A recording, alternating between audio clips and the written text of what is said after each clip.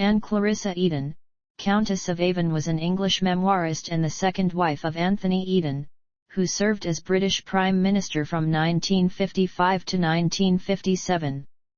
She married Eden in 1952, becoming Lady Eden in 1954 when he was made a Knight of the Garter, before becoming Countess of Avon in 1961 when her husband was created Earl of Avon. She was also the niece of Winston Churchill. In 2007, at age 87, she released her memoir subtitled From Churchill to Eden.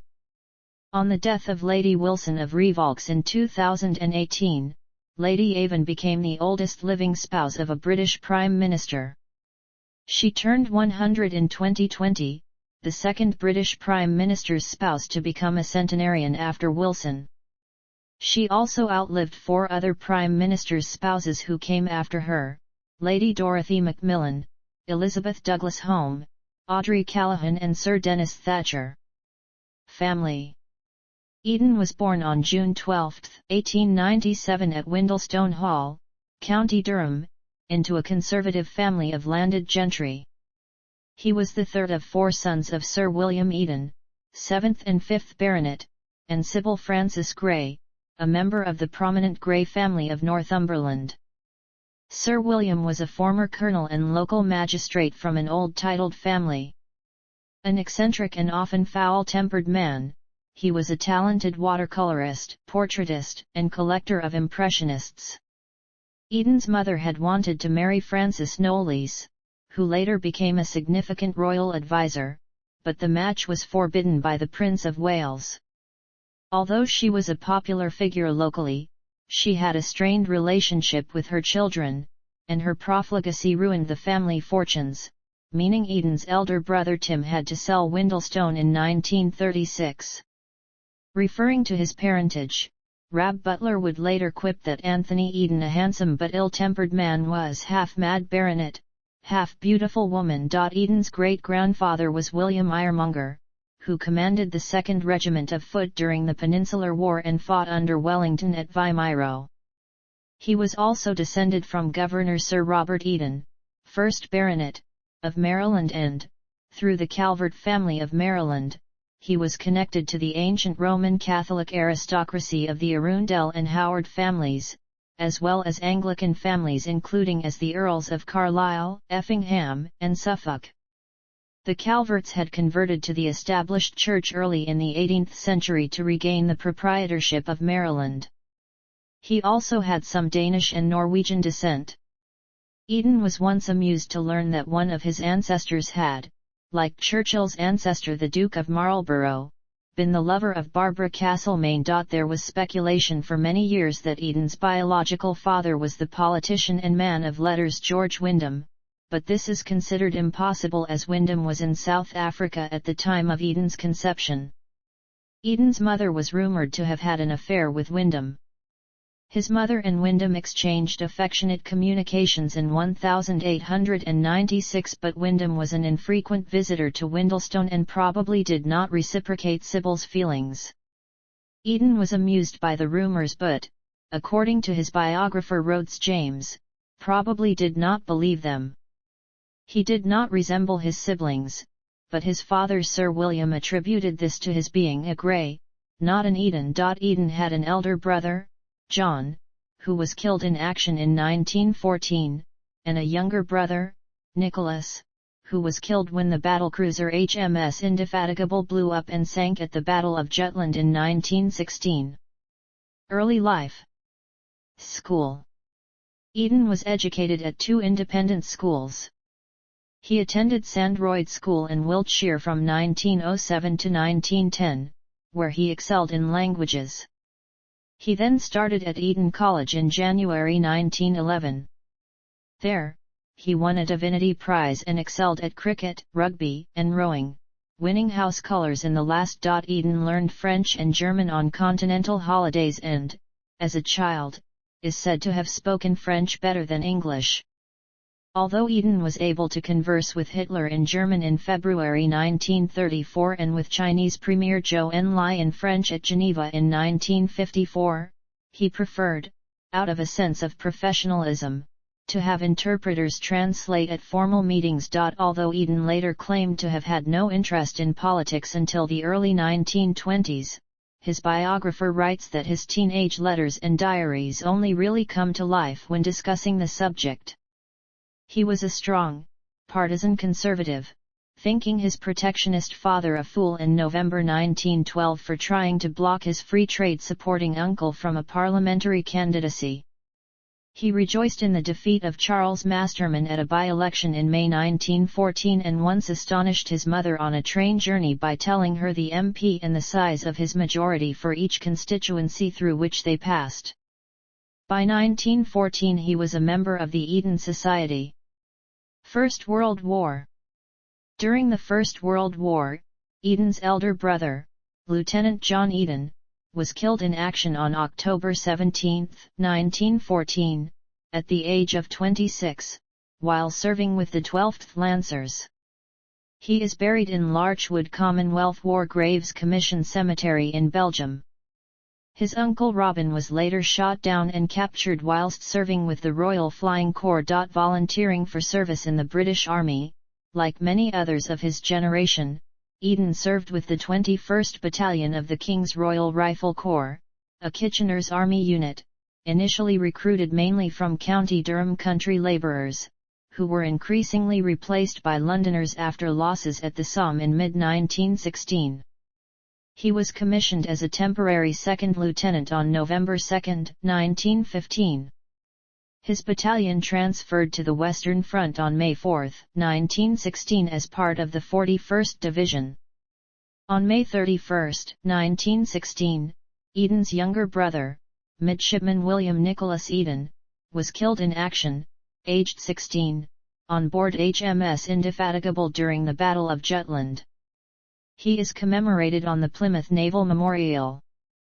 His brother-in-law, Lord Brooke, was wounded during the war. One summer night in 1916, near Ploegsteert, Eden had to lead a small raid into an enemy trench to kill or capture enemy soldiers to identify the enemy units opposite. He and his men were pinned down in no man's land under enemy fire, his sergeant seriously wounded in the leg. Eden sent one man back to British lines to fetch another man in a stretcher, and he and 3 others carried the wounded sergeant back with, as he later put it in his memoirs, a chilly feeling down our spines, unsure whether the Germans had not seen them in the dark or were chivalrously declining to fire. He omitted to mention that he had been awarded the Military Cross for the incident, of which he made little mention in his political career. On September 18, 1916, after the Battle of Flers-Courcelette, he wrote to his mother, "I have seen things lately that I am not likely to forget." On October 3, he was appointed an adjutant, with the rank of temporary lieutenant for the duration of that appointment. At the age of 19, he was the youngest adjutant on the Western Front. Eden's MC was gazetted in the 1917 birthday honours list. His battalion fought at Messines Ridge in June 1917. On July 1, 1917, Eden was confirmed as a temporary lieutenant, relinquishing his appointment as adjutant 3 days later. His battalion fought in the first few days of Third Battle of Ypres. Between 20 and September 23, 1917 his battalion spent a few days on coastal defense on the Franco-Belgian border. On November 19, Eden was transferred to the General Staff as a General Staff Officer Grade 3, with the temporary rank of Captain. He served at 2nd Army HQ between mid-November 1917 and March 8, 1918, missing out on service in Italy. Eden returned to the Western Front as a major German offensive was clearly imminent, only for his former battalion to be disbanded to help alleviate the British Army's acute manpower shortage. Although David Lloyd George, then the British Prime Minister, was one of the few politicians of whom Eden reported frontline soldiers speaking highly, he wrote to his sister in disgust at his wait-and-see twaddle in declining to extend conscription to Ireland. In March 1918, during the German Spring Offensive, he was stationed near La Fère on the Oise, opposite Adolf Hitler, as he learned at a conference in 1935. At one point, when Brigade HQ was bombed by German aircraft, his companion told him, "There now, you have had your first taste of the next war." On May 26, 1918, he was appointed Brigade Major of the 198th Infantry Brigade, part of the 66th Division. At the age of 20, Eden was the youngest brigade major in the British Army. He considered standing for Parliament at the end of the war, but the general election was called too early for that to be possible. After the armistice with Germany, he spent the winter of 1918–1919 in the Ardennes with his brigade.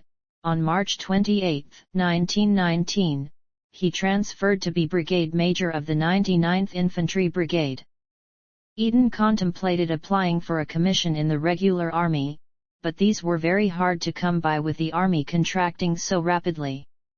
He initially shrugged off his mother's suggestion of studying at Oxford. He also rejected the thought of becoming a barrister. His preferred career alternatives at this stage were standing for Parliament for Bishop Auckland, the civil service in East Africa or the Foreign Office. He was demobilised on June 13, 1919. He retained the rank of captain. Oxford. Eden had dabbled in the study of Turkish with a family friend. After the war, he studied Oriental languages at Christ Church, Oxford, starting in October 1919. Persian was his main and Arabic his secondary language. He studied under Richard Passet Dewhurst and David Samuel Margoliouth. At Oxford, Eden took no part in student politics, and his main leisure interest at the time was art. Eden was in the Oxford University Dramatic Society and president of the Asiatic Society. Along with Lord David Cecil and R. E. Gathorne Hardy, he founded the Uffizi Society, of which he later became president. Possibly under the influence of his father, he gave a paper on Paul Cézanne, whose work was not yet widely appreciated. Eden was already collecting paintings. In July 1920, still an undergraduate, Eden was recalled to military service as a lieutenant in the 6th Battalion of the Durham Light Infantry. In the spring of 1921, once again as a temporary captain, he commanded local defense forces at Spennymoor as serious industrial unrest seemed possible. He again relinquished his commission on July 8. He graduated from Oxford in June 1922 with a double first. He continued to serve as an officer in the Territorial Army until May 1923. Early political career, 1922–1931. 1922–1924. Captain Eden, as he was still known, was selected to contest Spennymoor, as a Conservative. At first, he had hoped to win with some Liberal support as the Conservatives were still supporting Lloyd George's coalition government, but by the time of the November 1922 general election, it was clear that the surge in the Labour vote made that unlikely. His main sponsor was the Marquess of Londonderry, a local coal owner. The seat went from Liberal to Labour. Eden's father had died on February 20, 1915. As a younger son, he had inherited capital of £7,675 and in 1922 he had a private income of £706 after tax. Eden read the writings of Lord Curzon and was hoping to emulate him by entering politics with a view to specialising in foreign affairs. Eden married Beatrice Beckett in the autumn of 1923, and after a two-day honeymoon in Essex, he was selected to fight Warwick and Leamington for a by-election in November 1923. His Labour opponent, Daisy Greville, Countess of Warwick, was by coincidence his sister Elfrida's mother-in-law and also mother to his wife's stepmother, Marjorie Blanche Eve Beckett, née Greville. On November 16, 1923, during the by-election campaign, Parliament was dissolved for the December 1923 general election. He was elected to Parliament at the age of 26. The first Labour government, under Ramsay MacDonald, took office in January 1924. Eden's maiden speech was a controversial attack on Labour's defence policy and was heckled, and he was thereafter careful to speak only after deep preparation. He later reprinted the speech in the collection Foreign Affairs to give an impression that he had been a consistent advocate of air strength.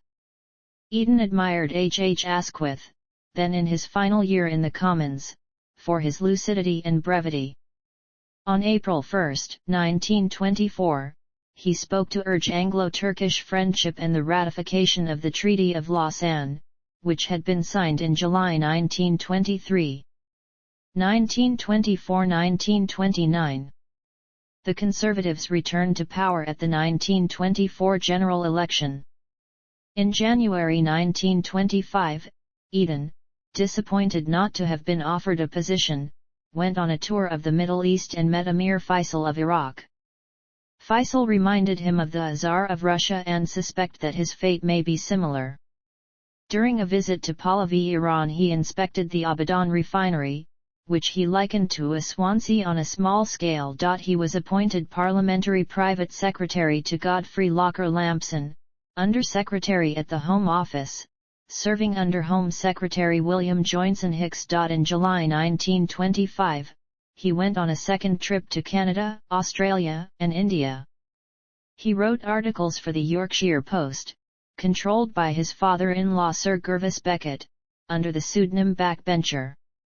In September 1925, he represented the Yorkshire Post at the Imperial Conference at Melbourne. Eden continued to be PPS to Locker Lampson when the latter was appointed Under-Secretary at the Foreign Office in December 1925. He distinguished himself with a speech on the Middle East, that called for the readjustment of Iraqi frontiers in favour of Turkey but also for a continued British mandate, rather than a scuttle. Eden ended his speech by calling for Anglo-Turkish friendship. On March 23, 1926, he spoke to urge the League of Nations to admit Germany, which would happen the following year. In July 1926 he became PPS to the Foreign Secretary Sir Austen Chamberlain. Besides supplementing his parliamentary income of around £300 a year at that time by writing and journalism, he published a book about his travels, Places in the Sun, in 1926 that was highly critical of the detrimental effect of socialism on Australia and to which Stanley Baldwin wrote a foreword. In November 1928, with Austen Chamberlain away on a voyage to recover his health, Eden had to speak for the government in a debate on a recent Anglo-French naval agreement in reply to Ramsay MacDonald, then leader of the opposition. According to Austen Chamberlain, he would have been promoted to his first ministerial job, Under-Secretary at the Foreign Office, if the Conservatives had won the 1929 election. 1929–1931. The 1929 general election was the only time that Eden received less than 50% of the vote at Warwick. After the Conservative defeat, he joined a progressive group of younger politicians consisting of Oliver Stanley, William Ormsby Gore, and the future Speaker W. S. Shakes Morrison. Another member was Noel Skelton, who had before his death coined the phrase property-owning democracy, which Eden was later to popularize as a Conservative Party aspiration. Eden advocated CO partnership in industry between managers and workers, whom he wanted to be given shares. In opposition between 1929 and 1931, Eden worked as a city broker for Harry Lucas, a firm that was eventually absorbed into S. G. Warburg & Co. Foreign Affairs Minister, 1931–1935. In August 1931, Eden held his first ministerial office as Under-Secretary for Foreign Affairs in Prime Minister Ramsay MacDonald's national government. Initially, the office was held by Lord Reading, but Sir John Simon held the position from November 1931. Like many of his generation who had served in the First World War, Eden was strongly anti-war, and he strove to work through the League of Nations to preserve European peace. The government proposed measures superseding the post-war Versailles Treaty to allow Germany to rearm and to reduce French armaments. Winston Churchill criticized the policy sharply in the House of Commons on March 23, 1933, opposing undue French disarmament as this might require Britain to take action to enforce peace under the 1925 Locarno Treaty. Eden, replying for the government, dismissed Churchill's speech as exaggerated and unconstructive and commented that land disarmament had yet to make the same progress as naval disarmament at the Washington and London treaties, and arguing that French disarmament was needed to secure for Europe that period of appeasement which is needed. Eden's speech was met with approval by the House of Commons. Neville Chamberlain commented shortly afterwards, "That young man is coming along rapidly. Not only can he make a good speech, but he has a good head, and what advice he gives is listened to by the cabinet." Eden later wrote that in the early 1930s, the word appeasement was still used in its correct sense of seeking to settle strife. Only later in the decade would it come to acquire a pejorative meaning of acceding to bullying demands. He was appointed Lord Privy Seal in December 1933. A position that was combined with the newly created office of Minister for League of Nations Affairs. As Lord Privy Seal, Eden was sworn of the Privy Council in the 1934 birthday honours. On March 25, 1935, accompanying Sir John Simon, Eden met Hitler in Berlin and raised a weak protest after Hitler restored conscription against the Versailles Treaty.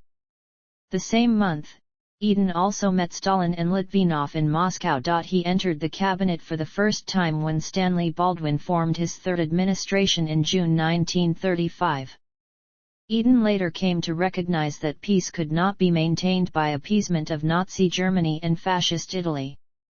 He privately opposed the policy of the Foreign Secretary, Sir Samuel Hoare, of trying to appease Italy during its invasion of Abyssinia in 1935.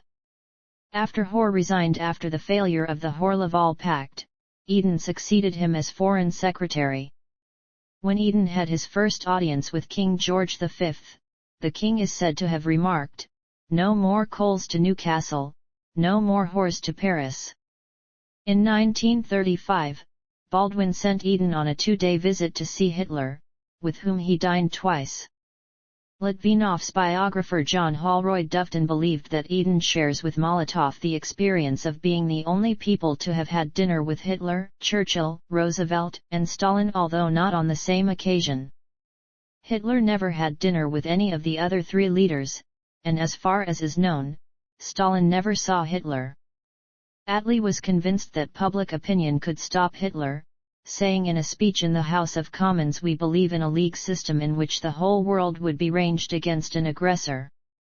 If it is shown that someone is proposing to break the peace, let us bring the whole world opinion against her." However, Eden was more realistic and correctly predicted Hitler could only be stopped.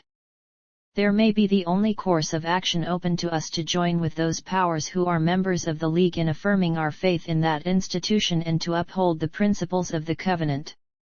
It may be the spectacle of the great powers of the League reaffirming their intentions to collaborate more closely than ever is not only the sole means of bringing home to Germany that the inevitable effect of persisting in her present policy will be to consolidate against her all those nations which believe in collective security, but will also tend to give confidence to those less powerful nations which through fear of Germany's growing strength might well otherwise be drawn into her orbit." Eden proceeded to Moscow for talks with Stalin and Soviet Minister Litvinov. Most of the British cabinet feared of the spread of Bolshevism to Britain and hated the Soviets, but Eden went with an open mind and had a respect for Stalin. Personality made itself felt without exaggeration. He had natural good manners, perhaps a Georgian inheritance. "Though I knew the man was without mercy, I respected the quality of his mind and even felt a sympathy I have never been able to analyze. Perhaps it was because of the pragmatic approach. I cannot believe he had any affinity to Marx. Certainly no one could have been less doctrinaire." Eden felt sure most of his colleagues would feel unenthusiastic about any favorable report on the Soviet Union, but felt certain to be correct. The representatives of both governments were happy to note that as a result of a full and frank exchange of views, there is at present no conflict of interest between them on any of the major issues of international policy, which provided a firm foundation between them in the cause of peace. Eden stated when he sent the communiqué to his government, he thought that his colleagues would be unenthusiastic. I am sure. John Holroyd Dufton argued that Eden would be proved right. Not only was the French army defeated by the German army, but France broke its treaty with Britain by seeking an armistice with Germany. In contrast, the Red Army finally defeated the Wehrmacht. At that stage in his career, Eden was considered as something of a leader of fashion. He regularly wore a Homburg hat, which became known in Britain as an Anthony Eden. Foreign Secretary and Resignation, 1935–1938. Eden became Foreign Secretary after Samuel Hoare had resigned. Britain had to adjust its foreign policy to face the rise of the fascist powers. He supported the policy of non-interference in the Spanish Civil War through conferences such as the Nyon Conference and supported Prime Minister Neville Chamberlain and his national government in their efforts to preserve peace through reasonable concessions to Nazi Germany. The Italian-Ethiopian War was brewing, and Eden tried in vain to persuade Mussolini to submit the dispute to the League of Nations. The Italian dictator scoffed at Eden publicly as the best-dressed fool in Europe. Eden did not protest when Britain and France failed to oppose Hitler's reoccupation of the Rhineland on March 7, 1936. When the French requested a meeting with a view to some kind of military action in response to Hitler's occupation, Eden's statement firmly ruled out any military assistance to France. Eden resigned on February 20, 1938 as a public protest against Chamberlain's policy of coming to friendly terms with fascist Italy. Eden used secret intelligence reports to conclude that the Mussolini regime in Italy posed a threat to Britain. Eden still had no complaints about the appeasement of Nazi Germany. He became a conservative dissenter, leading a group that conservative whip David Margesson called the Glamour Boys. Meanwhile, the leading anti-appeaser Winston Churchill led a similar group, the Old Guard. They were not yet allies and would not see eye to eye until Churchill became Prime Minister in 1940. There was much speculation that Eden would become a rallying point for all the disparate opponents of Chamberlain, but Eden's position declined heavily among politicians since he maintained a low profile and avoided confrontation, though he opposed the Munich Agreement and abstained in the vote on it in the House of Commons. However, he remained popular in the country at large and, in later years, was often wrongly supposed to have resigned as Foreign Secretary in protest at the Munich Agreement and appeasement generally. In a 1967 interview, Eden explained his decision to resign.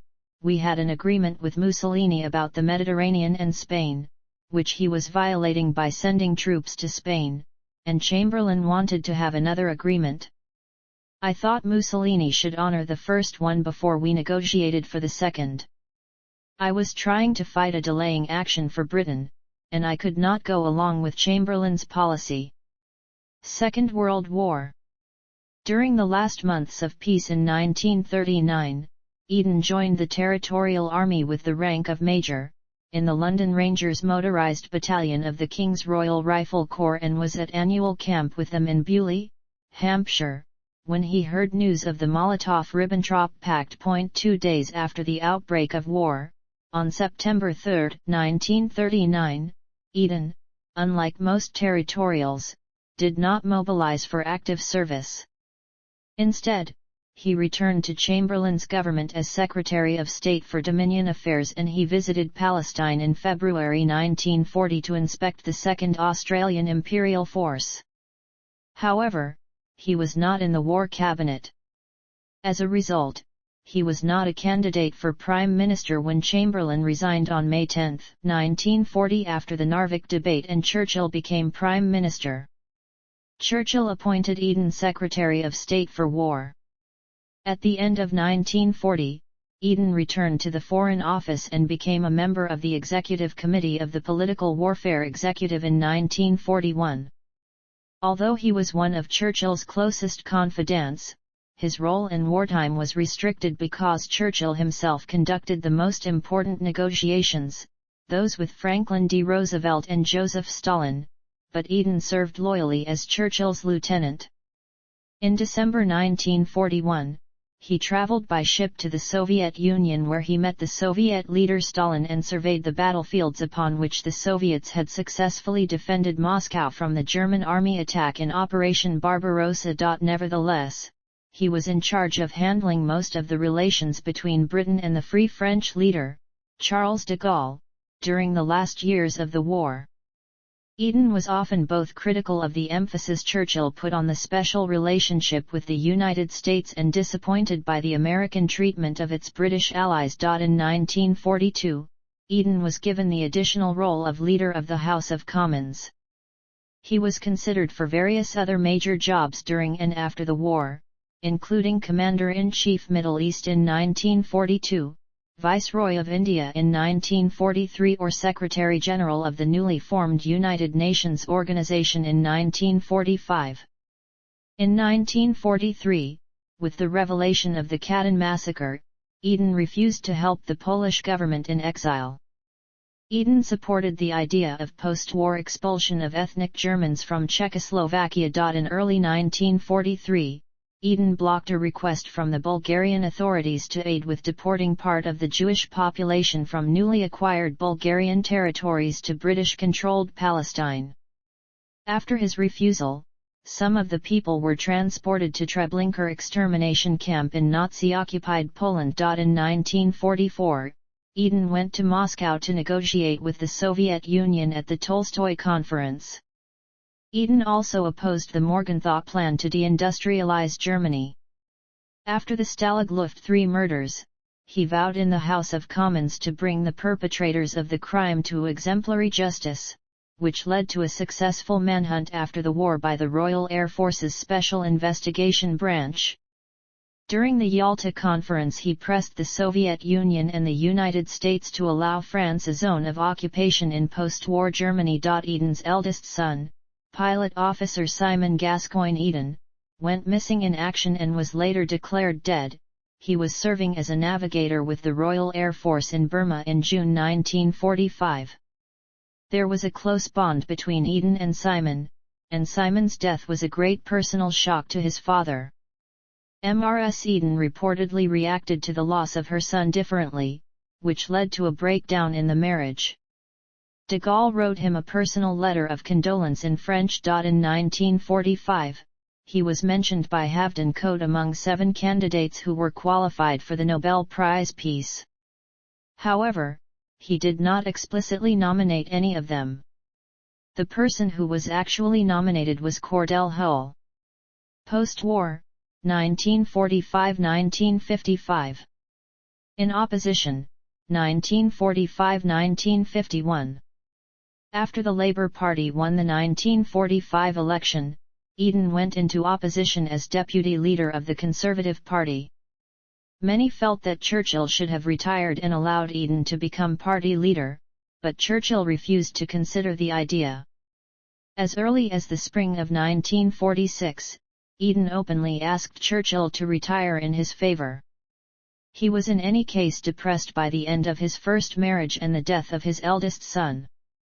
Churchill was, in many ways, only part-time leader of the opposition because of his many journeys abroad and his literary work, and left the day-to-day work largely to Eden, who was largely regarded as lacking sense of party politics and contact with the common man. In the opposition years, however, he developed some knowledge about domestic affairs and created the idea of a property-owning democracy, which Margaret Thatcher's government attempted to achieve decades later. His domestic agenda is overall considered to be centre-left. Return to government, 1951–1955.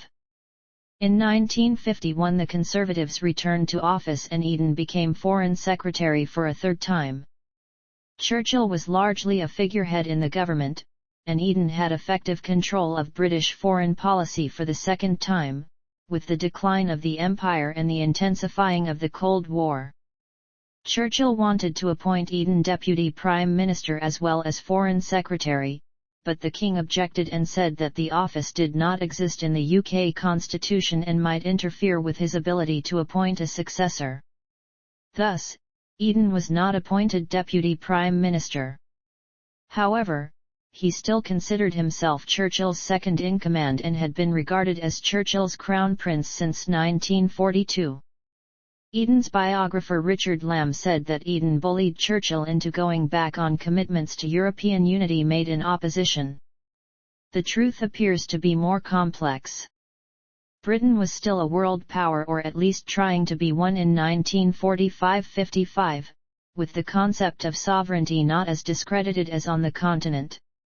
The United States encouraged moves towards European federalism so that it could withdraw troops and have the Germans rearmed under supervision. Eden was less Atlanticist than Churchill and had little time for European federalism. He wanted firm alliances with France and other Western European powers to contain Germany. Half of British trade was then with the Sterling area and only a quarter with Western Europe. Despite later talk of lost opportunities, even Macmillan, who had been an active member of the European movement after the war, acknowledged in February 1952 that Britain's special relationship with the United States and the Commonwealth would prevent it from joining a federal Europe at the time. Eden was also irritated by Churchill's hankering for a summit meeting with the Soviet Union in 1953 after Stalin's death. Eden became seriously ill from a series of botched bile duct operations in April 1953 that nearly killed him. After that, he had frequent bouts of poor physical health and psychological depression. Despite the ending of the British Raj in India, British interest in the Middle East remained strong. Britain had treaty relations with Jordan and Iraq and was the protecting power for Kuwait and the Trucial states, the colonial power in Aden, and the occupying power in the Suez Canal.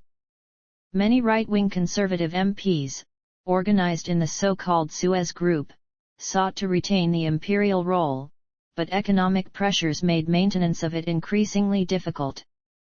Britain sought to maintain its huge military base in the Suez Canal zone and, in the face of Egyptian resentment, to further develop its alliance with Iraq, and the hope was that the Americans would assist Britain, possibly by finance.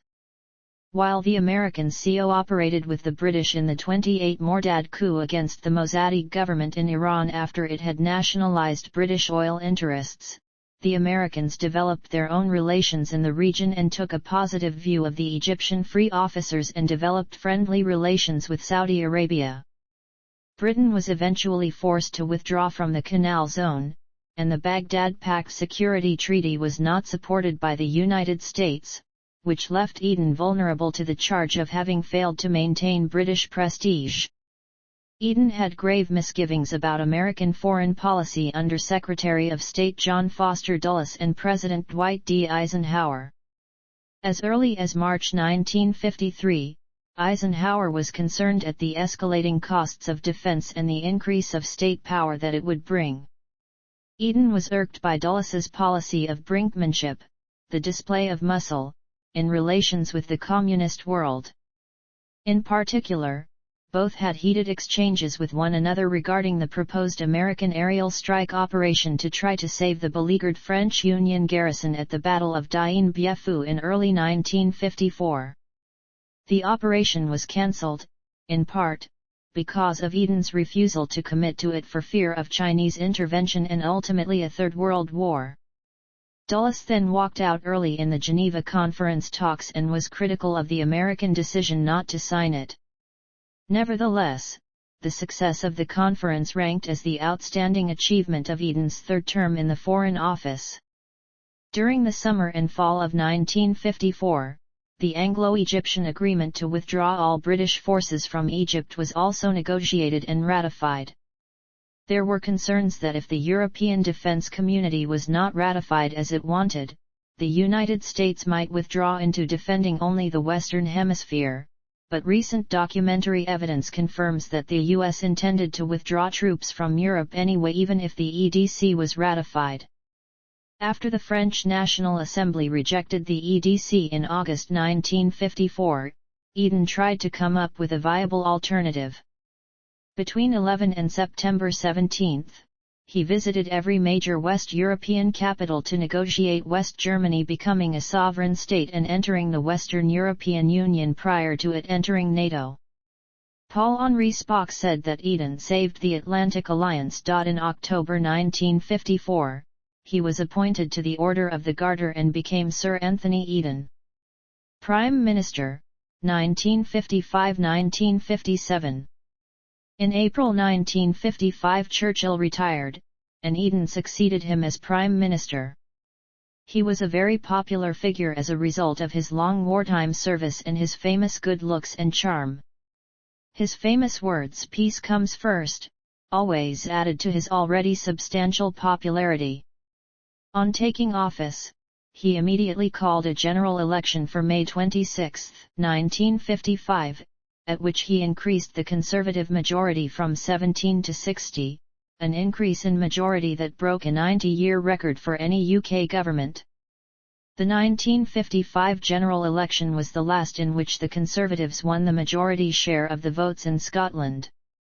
However, Eden had never held a domestic portfolio and had little experience in economic matters. He left these areas to his lieutenants such as Rab Butler, and concentrated largely on foreign policy, forming a close relationship with U.S. President Dwight Eisenhower. Eden's attempts to maintain overall control of the Foreign Office drew widespread criticism. Eden has the distinction of being the British Prime Minister to oversee the lowest unemployment figures of the post-World War II era, with unemployment standing at just over 215,000, barely 1% of the workforce in July 1955.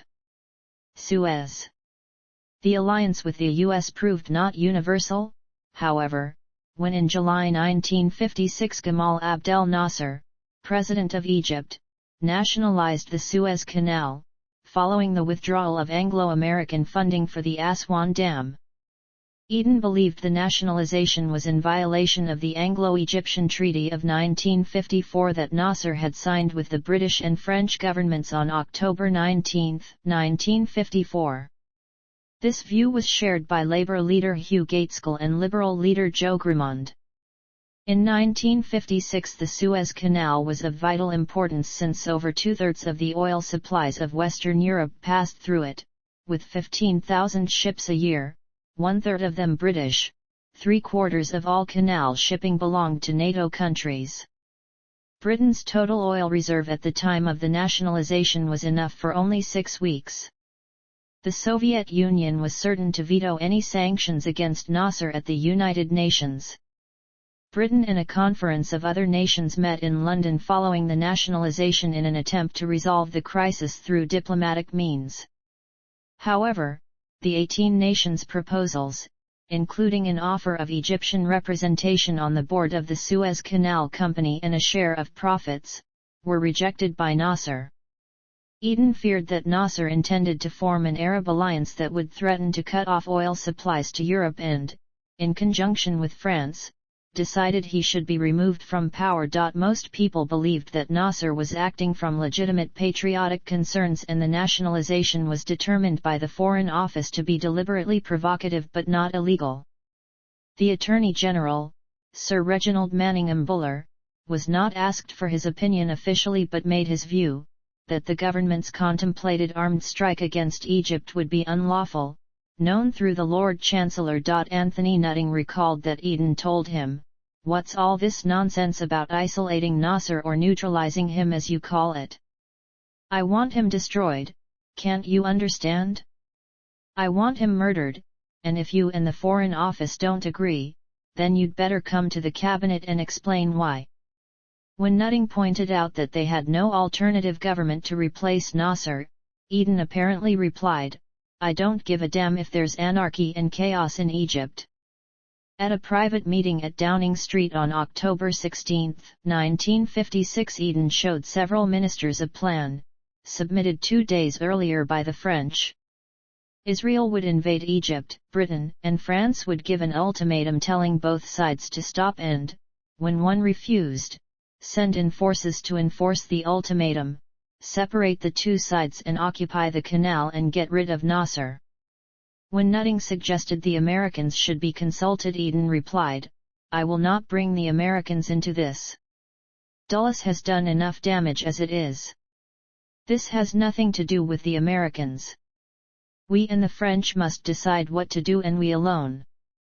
Eden openly admitted his view of the crisis was shaped by his experiences in the two world wars, writing, "We are all marked to some extent by the stamp of our generation. Mine is that of the assassination in Sarajevo and all that flowed from it. It is impossible to read the record now and not feel that we had a responsibility for always being a lap behind. Always a lap behind, a fatal lap." There was no question of the pathway to an immediate military response to the crisis. Cyprus had no deep water harbors, which meant that Malta, several days sailing from Egypt, would have to be the main concentration point for an invasion fleet if the Libyan government would not permit a land invasion from its territory. Eden initially considered using British forces in the Kingdom of Libya to regain the canal, but then decided this risked inflaming Arab opinion. Unlike the French Prime Minister Guy Mollet, who saw regaining the canal as the primary objective, Eden believed the real need was to remove Nasser from office. He hoped that if the Egyptian army was swiftly and humiliatingly defeated by the Anglo-French forces, the Egyptian people would rise up against Nasser. Eden told Field Marshal Bernard Montgomery that the overall aim of the mission was simply, to knock Nasser off his perch. In the absence of a popular uprising, Eden and Mollet would say that Egyptian forces were incapable of defending their country and therefore Anglo-French forces would have to return to guard the Suez Canal. Eden believed that if Nasser were seen to get away with seizing the canal, then Egypt and other Arab countries might move closer to the Soviet Union. At that time, the Middle East accounted for 80–90% of Western Europe's oil supply. Other Middle East countries might also be encouraged to nationalize their oil industries. The invasion, he contended at the time, and again in a 1967 interview, was aimed at maintaining the sanctity of international agreements and at preventing future unilateral denunciation of treaties. Eden was energetic during the crisis in using the media, including the BBC, to incite public opinion to support his views of the need to overthrow Nasser. In September 1956, a plan was drawn up to reduce the flow of water in the Nile by using dams in an attempt to damage Nasser's position. However, the plan was abandoned because it would take months to implement, and due to fears that it could affect other countries such as Uganda and Kenya. On September 25, 1956, the Chancellor of the Exchequer Harold Macmillan met informally with President Eisenhower at the White House. He misread Eisenhower's determination to avoid war and told Eden that the Americans would not in any way oppose the attempt to topple Nasser. Though Eden had known Eisenhower for years and had many direct contacts during the crisis, he also misread the situation. The Americans saw themselves as the champion of decolonization and refused to support any move that could be seen as imperialism or colonialism. Eisenhower felt the crisis had to be handled peacefully. He told Eden that American public opinion would not support a military solution. Eden and other leading British officials incorrectly believed Nasser's support for Palestinian militia against Israel, as well as his attempts to destabilize pro-Western regimes in Iraq and other Arab states, would deter the U.S. from intervening with the operation. Eisenhower specifically warned that the Americans, and the world, would be outraged unless all peaceful routes had been exhausted, and even then the eventual price might become far too heavy. At the root of the problem was the fact that Eden felt that Britain was still an independent world power. His lack of sympathy for British integration into Europe, manifested in his skepticism about the fledgling European Economic Community, was another aspect of his belief in Britain's independent role in world affairs. Israel invaded the Sinai Peninsula at the end of October 1956. Britain and France moved in ostensibly to separate the two sides and bring peace, but in fact to regain control of the canal and overthrow Nasser. The United States immediately and strongly opposed the invasion. The United Nations denounced the invasion. The Soviets were bellicose, and only New Zealand, Australia, West Germany, and South Africa spoke out for Britain's position. The Suez Canal was of lesser economic importance to the US, which acquired only 15% of its oil through that route at the time. Eisenhower wanted to broker international peace in fragile regions. He did not see Nasser as a serious threat to the West, but he was concerned that the Soviets, who were well known to want a permanent warm water base for their Black Sea fleet in the Mediterranean, might side with Egypt. Eisenhower feared a pro-Soviet backlash amongst the Arab nations if, as seemed likely, Egypt suffered an humiliating defeat at the hands of the British, French and Israelis. Eden, who faced domestic pressure from his party to take action, as well as stopping the decline of British influence in the Middle East, had ignored Britain's financial dependence on the US in the wake of the Second World War, and had assumed the US would automatically endorse whatever action taken by its closest ally. At the Law Not War rally in Trafalgar Square on November 4, 1956, Eden was ridiculed by Aneurin Bevan. Sir Anthony Eden has been pretending that he is now invading Egypt to strengthen the United Nations.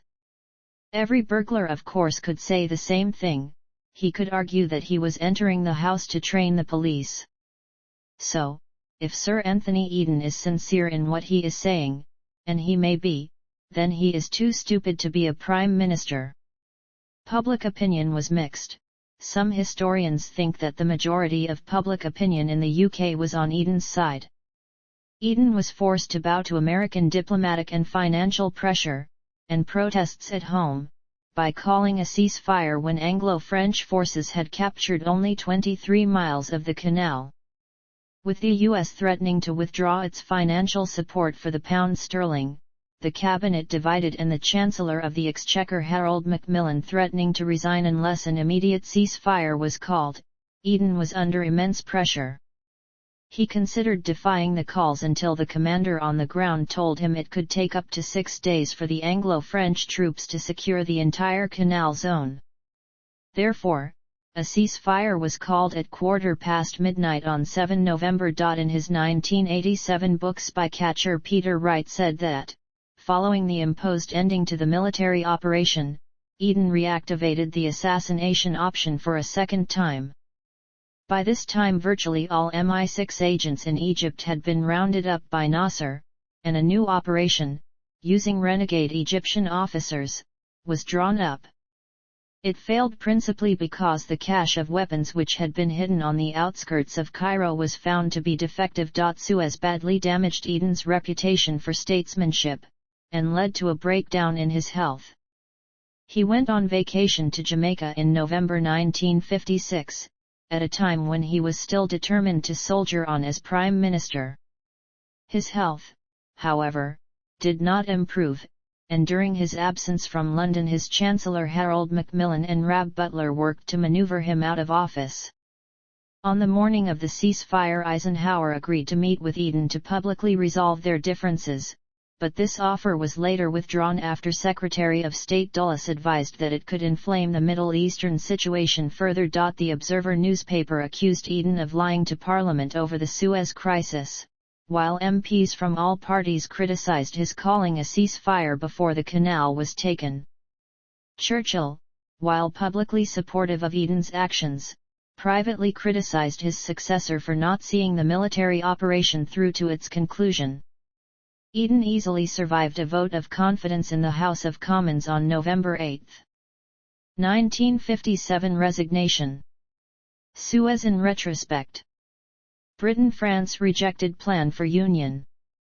British government cabinet papers from September 1956, during Eden's term as Prime Minister, have shown that French Prime Minister Guy Mollet approached the British government suggesting the idea of an economic and political union between France and Great Britain. This was a similar offer, in reverse, to that made by Churchill in June 1940. The offer by Guy Mollet was referred to by Sir John Colville, Churchill's former private secretary, in his collected diaries, The Fringes of Power, his having gleaned the information in 1957 from Air Chief Marshal Sir William Dixon during an air flight. Mollett's request for union with Britain was rejected by Eden, but the additional possibility of France joining the Commonwealth of Nations was considered, although similarly rejected. Colville noted, in respect of Suez, that Eden and his Foreign Secretary Selwyn Lloyd felt still more beholden to the French on account of this offer. Retirement. Eden also resigned from the House of Commons when he stood down as Prime Minister. Eden kept in touch with Lord Salisbury, agreeing with him that Macmillan had been the better choice as Prime Minister, but sympathising with his resignation over Macmillan's Cyprus policy. Despite a series of letters in which Macmillan almost begged him for a personal endorsement prior to the 1959 election, Eden only issued a declaration of support for the Conservative government. Eden retained much of his personal popularity in Britain and contemplated returning to Parliament. Several Conservative MPs were reportedly willing to give up their seats for him, although the party hierarchy was less keen. He finally gave up such hopes in late 1960 after an exhausting speaking tour of Yorkshire. Macmillan initially offered to recommend him for a viscountcy, which Eden assumed to be a calculated insult, and he was granted an earldom after reminding Macmillan that he had already been offered one by the Queen.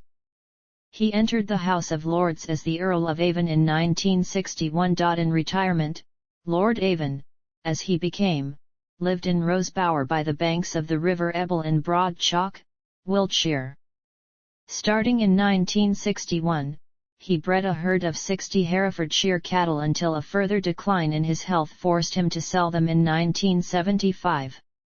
In 1968, he bought Alvdiston Manor, where he lived until his death in 1977. In July 1962, Lord Avon made front-page news by commenting that Mr. Selwyn Lloyd has been horribly treated when the latter was dismissed as Chancellor in the reshuffle known as the Night of the Long Knives.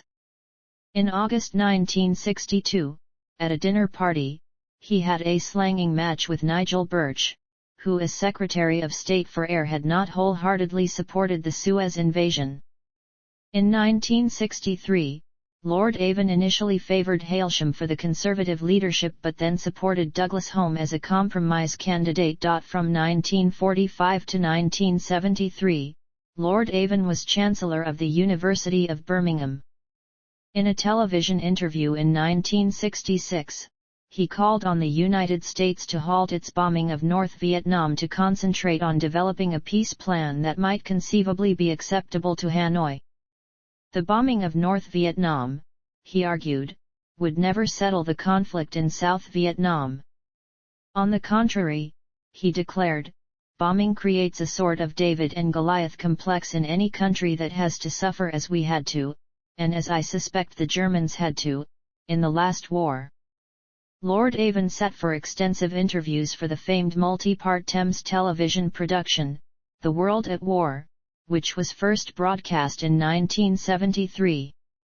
He also featured frequently in Marcel Ophel's 1969 documentary Le Chagrin et la Pitié, discussing the occupation of France in a wider geopolitical context. He spoke impeccable, if accented, French. Avon's occasional articles and his early 1970s television appearance were an exception to an almost total retirement. He seldom appeared in public, unlike other former prime ministers, e.g. James Callaghan, who commented frequently on current affairs. He was even accidentally omitted from a list of Conservative prime ministers by Margaret Thatcher when she became Conservative leader in 1975, although she later went out of her way to establish relations with Lord Avon, and later, his widow. In retirement, he was highly critical of regimes such as Sukarno's Indonesia, which confiscated assets belonging to their former colonial rulers, and appears to have reverted somewhat to the right-wing views which he had espoused in the 1920s. Memoirs. In retirement, Lord Avon corresponded with Selwyn Lloyd, coordinating the release of information and with which writers they would agree to speak and when. Rumours that Britain had colluded with France and Israel appeared, albeit in garbled form, as early as 1957.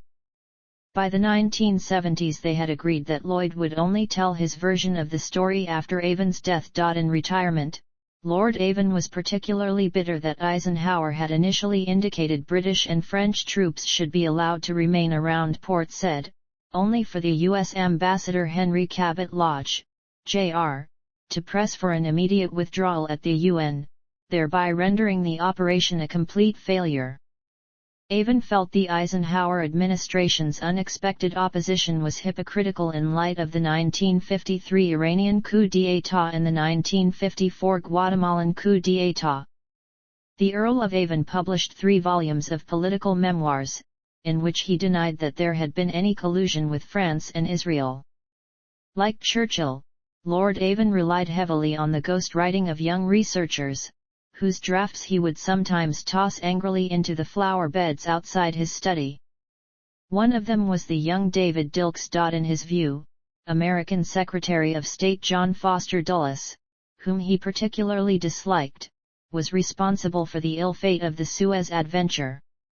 In an October press conference, barely 3 weeks before the fighting began, Dulles had coupled the Suez Canal issue with colonialism, and his statement infuriated Eden and much of the UK as well. The dispute over Nasser's seizure of the canal, wrote Eden, had, of course, nothing to do with colonialism, but was concerned with international rights. He added that if the United States had to defend her treaty rights in the Panama Canal, she would not regard such action as colonialism. His lack of candor further diminished his standing, and a principal concern in his later years was trying to rebuild his reputation that was severely damaged by Suez, sometimes taking legal action to protect his viewpoint. Lord Avon faulted the United States for forcing him to withdraw, but he took credit for United Nations action in patrolling the Israeli-Egyptian borders. Eden said of the invasion, "Peace at any price has never averted war.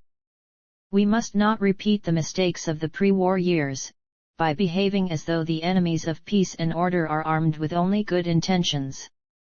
Recalling the incident in a 1967 interview, Lord Avon declared, "I am still unrepentant about Suez. People never look at what would have happened if we had done nothing." There is a parallel with the 1930s. If you allow people to break agreements with impunity, the appetite grows to feed on such things. I don't see what other we ought to have done. One cannot dodge. It is hard to act rather than dodge. In his 1967 interview, Avon acknowledged secret dealings with the French and intimations of the Israeli attack.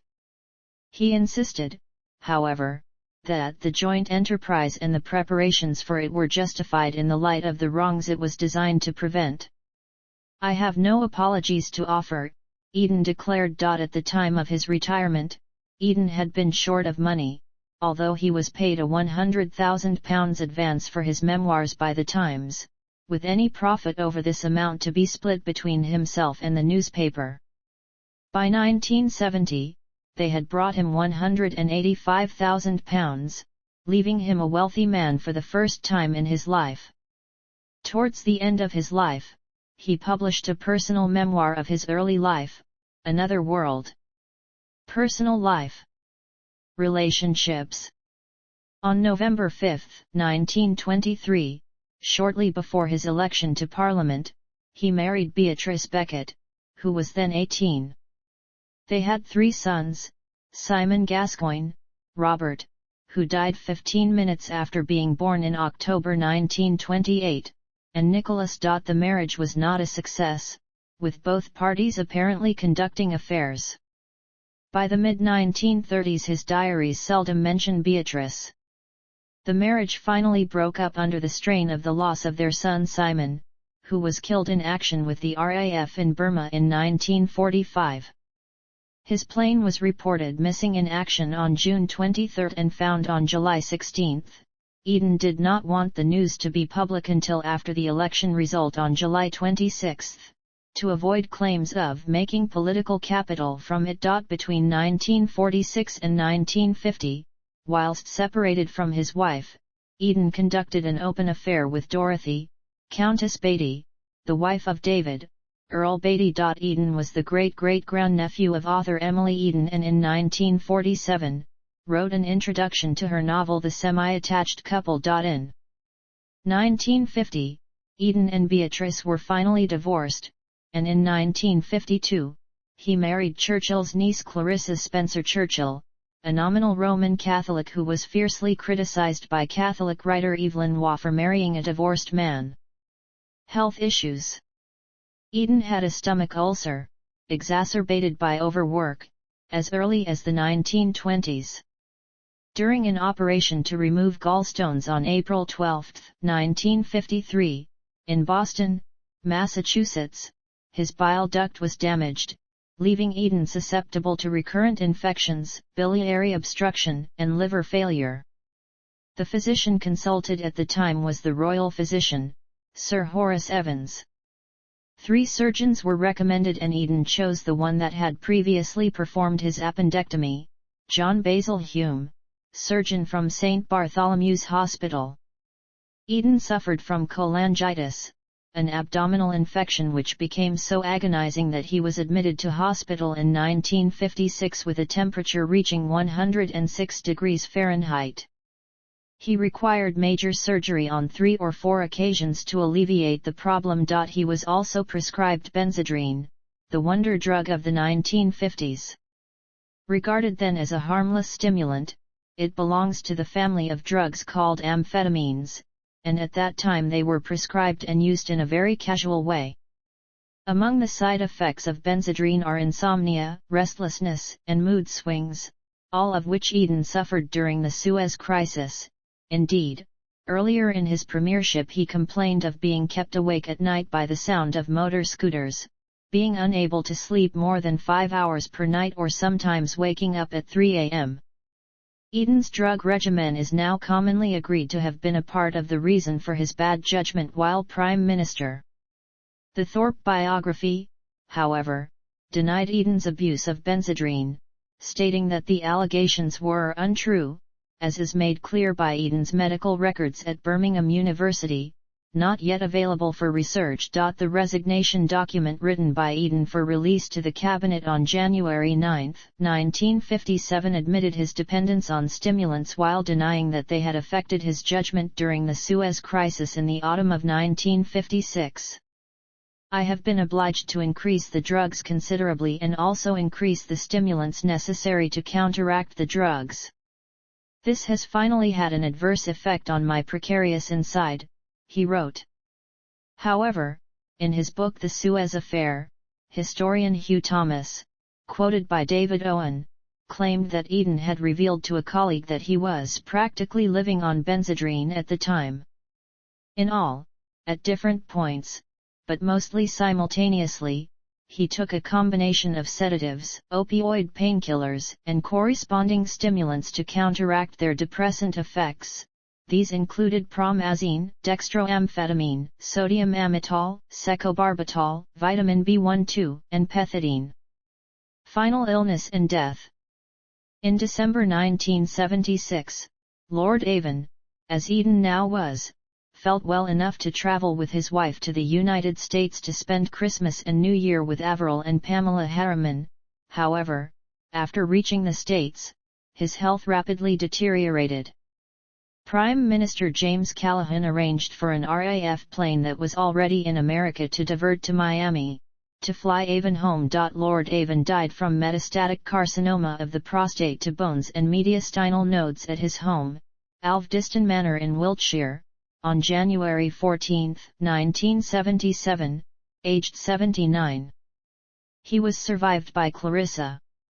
His will was proven on St. Patrick's Day, March 17, with his estate amounting to £92,900. He was buried in St. Mary's Churchyard at Alvdiston, Wiltshire, just 3 miles upstream from Rosebower, at the source of the River Ebble.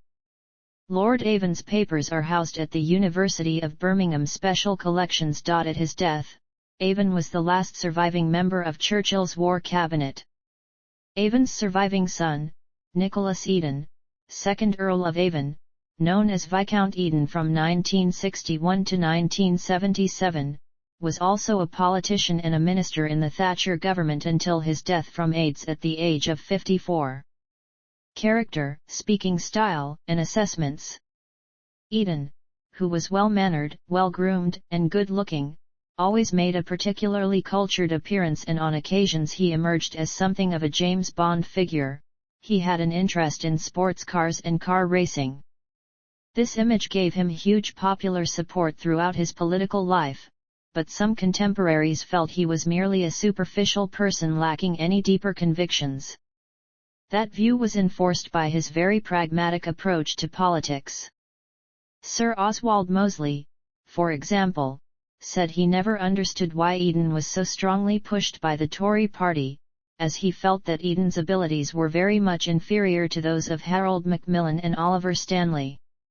In 1947, Dick Crossman called Eden that peculiarly British type, the idealist without conviction. U.S. Secretary of State Dean Acheson regarded Eden as a quite old-fashioned amateur in politics typical of the British establishment.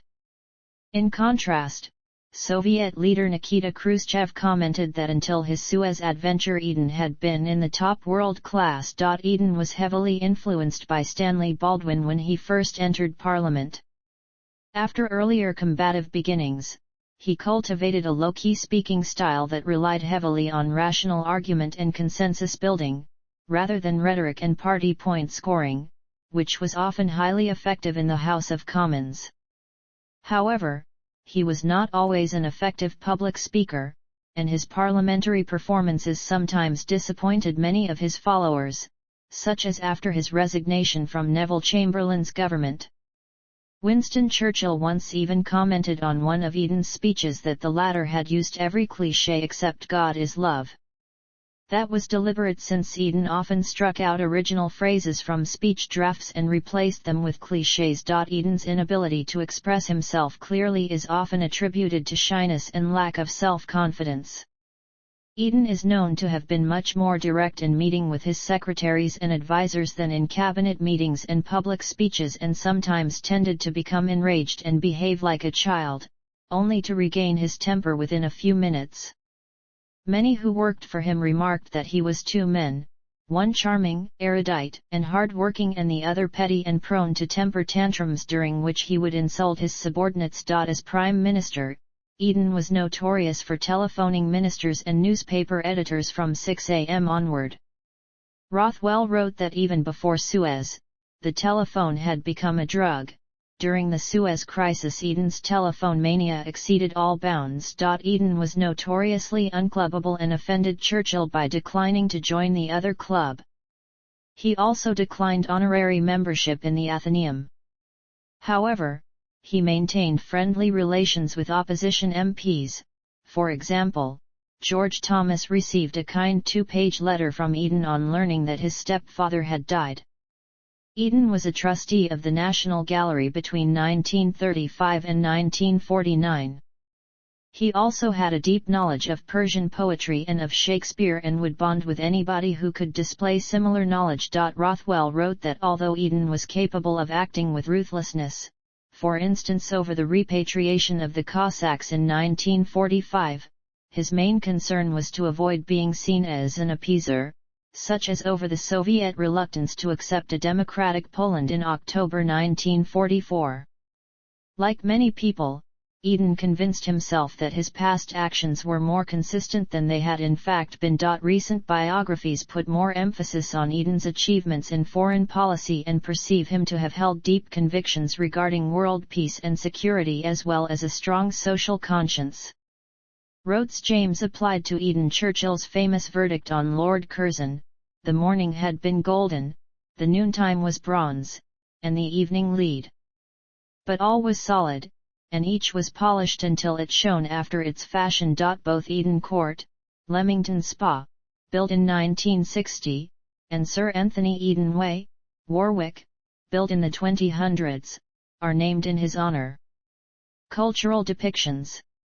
Archives. Personal and political papers of Anthony Eden and papers of the Eden family can be found at the Cadbury Research Library, University of Birmingham, in the Avon Papers collection. A collection of letters and other papers relating to Anthony Eden can also be found at the Cadbury Research Library, University of Birmingham. Memoirs.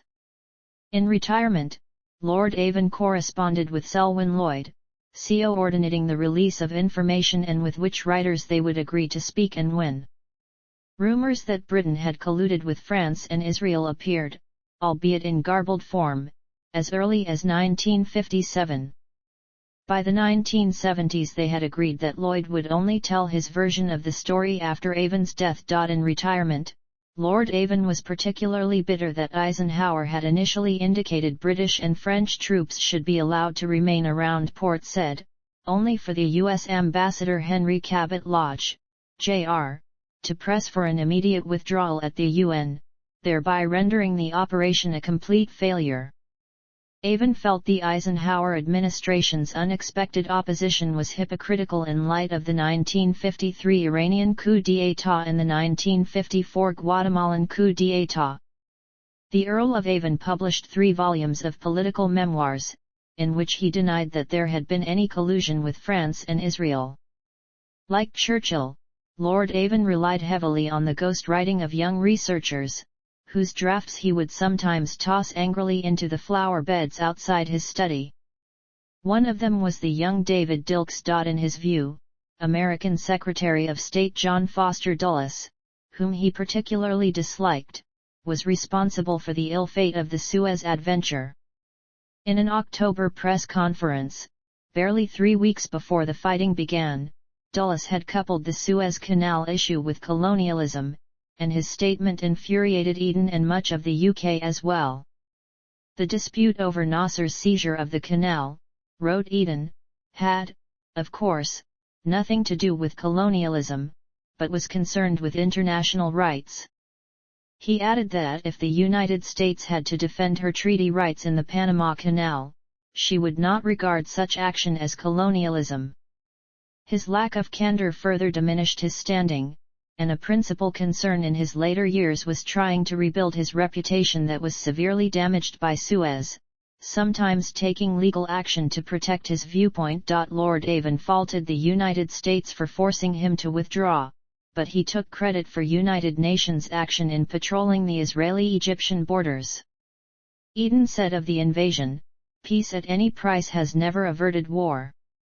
We must not repeat the mistakes of the pre-war years, by behaving as though the enemies of peace and order are armed with only good intentions." Recalling the incident in a 1967 interview, Lord Avon declared, "I am still unrepentant about Suez. People never look at what would have happened if we had done nothing." There is a parallel with the 1930s. If you allow people to break agreements with impunity, the appetite grows to feed on such things. I don't see what other we ought to have done. One cannot dodge. It is hard to act rather than dodge. In his 1967 interview, Avon acknowledged secret dealings with the French and intimations of the Israeli attack. He insisted, however, that the joint enterprise and the preparations for it were justified in the light of the wrongs it was designed to prevent. "I have no apologies to offer," Eden declared. At the time of his retirement, Eden had been short of money, although he was paid a £100,000 advance for his memoirs by the Times, with any profit over this amount to be split between himself and the newspaper. By 1970, they had brought him £185,000, leaving him a wealthy man for the first time in his life. Towards the end of his life, he published a personal memoir of his early life, Another World. Arms.